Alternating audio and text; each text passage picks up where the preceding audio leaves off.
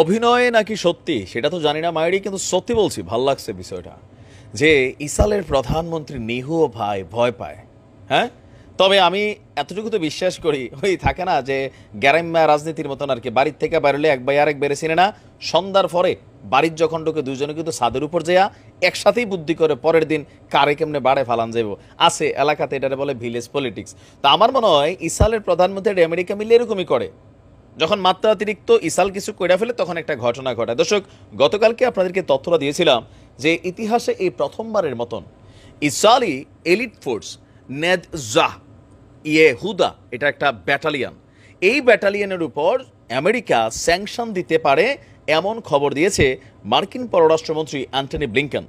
অন্যান্য দেশের বেলায় আগে দেয় পরে কয়, ইসরায়েলের বেলা আগে কইছে পরে দেয়, মানে ওই যে একটা গ্যাপ রাখছে, আর সেই গ্যাপটারই ফায়দা উঠাইতে যাচ্ছে নেহু।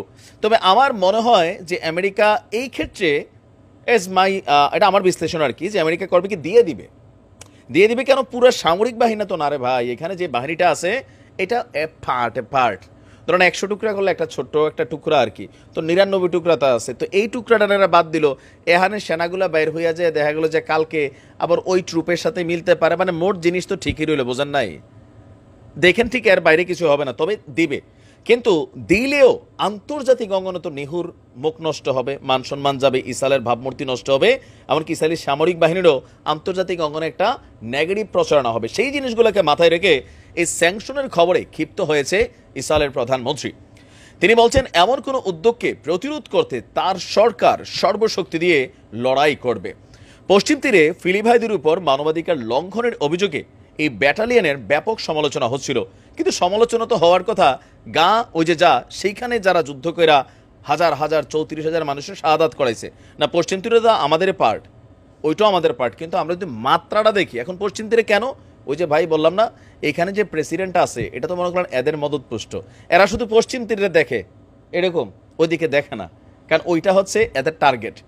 আচ্ছা, বলা হচ্ছে বিভিন্ন সংবাদ মাধ্যমে তাদের এই কর্মকাণ্ড খবর প্রচারিত হওয়ার পর আইডিএফ এর এই এলিট ব্যাটালিয়নের বিরুদ্ধে বাইডেন প্রশাসন স্যাংশন করে দিবে, এই যখন আলোচনা তখন এক জরুরি বৈঠক করেছে নিহু। আর সেই বৈঠকের পর নিহু বলছেন কোনো অবস্থাতেই ইসরায়েলি ডিফেন্স ফোর্সের বিরুদ্ধে স্যাংশন আরোপ করা যাবে না। আমাদের সৈন্যরা সন্ত্রাসবাদী দানবদের বিরুদ্ধে যুদ্ধ করছে, এমন একটা বাহিনীর বিরুদ্ধে স্যাংশন আরোপ করা হলে সেটা হবে অবাস্তব এবং নিচু মানসিকতার কাজ। তিনি বলছেন যে আমার নেতৃত্বে যে সরকার কাজ করছে, আমরা সবাই মিলে সর্বাত্মকভাবে সম্ভাব্য এমন পদক্ষেপের বিরুদ্ধে কাজ করব। এরপর ইতামার বেনজির এবং বেজালেল স্মোরিচ নামক ইসরায়েলের দুজন মন্ত্রীও যুক্তরাষ্ট্রের সম্ভাব্য এমন পদক্ষেপের সমালোচনা করেছেন। তারা বলছেন আমাদের সেনাদের উপর স্যাংশন আরোপ হবে একটা লক্ষণ রেখা, নেদজা ইহুদার সদস্যদেরকে রক্ষায় আমাদের সরকার সবকিছুই করবে। এদেরই বক্তব্যের পর স্যাংশন হালকা পাতলা আসবে, আসার পর আমেরিকা বক্তব্য দিবে বিশ্বজুড়ে মানবাধিকার রক্ষায় মার্কিন যুক্তরাষ্ট্র প্রতিশ্রুতিবদ্ধ, আমরা দায়বদ্ধ, এগুলো দেখাবে। কিন্তু বললাম না যে দেখছেন, তো আমাদের ওবায়দুল কাদের কাকুরার দোষ কি, আমেরিকা যখন কোনো ঘটনা বলে তো তিনিও এখানে এটা সমালোচনা করেন, গুরুত্ব একই হইল।